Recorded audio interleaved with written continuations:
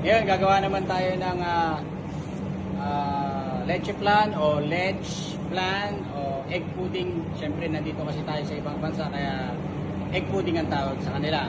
So, napakadali lang. So, let's go.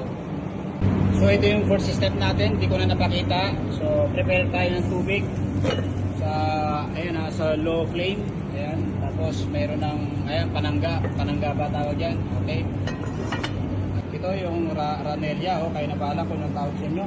1 cup na white sugar. Tapos, yan. Lutuin nyo lang hanggang sa maging caramelized. Tapos, lagay nyo dyan. Tapos, set aside. Tapos, ito, 8 pieces na eggs.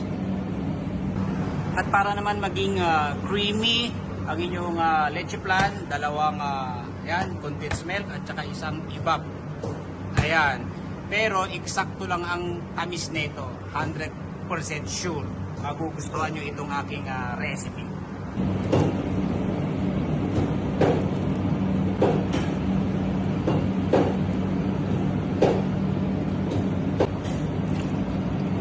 At syempre, ilalagyan natin ng konting vanilla essence yan, dagdag lasa.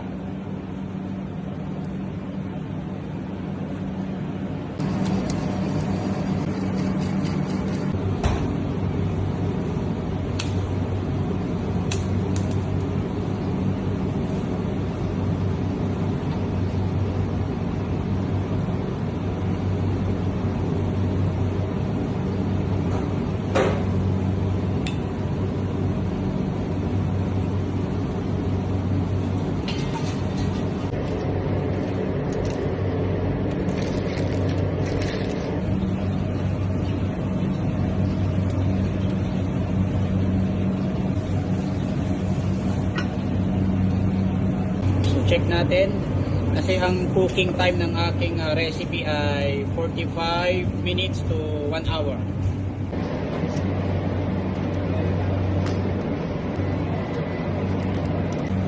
After 45 minutes, so luto na ang ating creamy leche flan. So ayan, walang dumikit na puti. So ibig sabihin, luto na siya.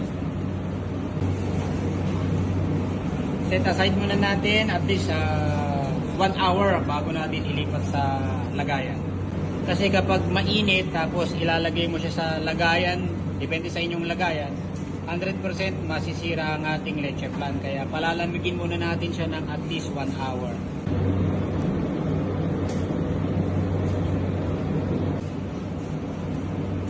Then lagyan natin ng sugar syrup sa ibabaw. Para pag nilagay natin siya sa plato o sa lagayan, hindi siya didikit at madali siyang ma-slice.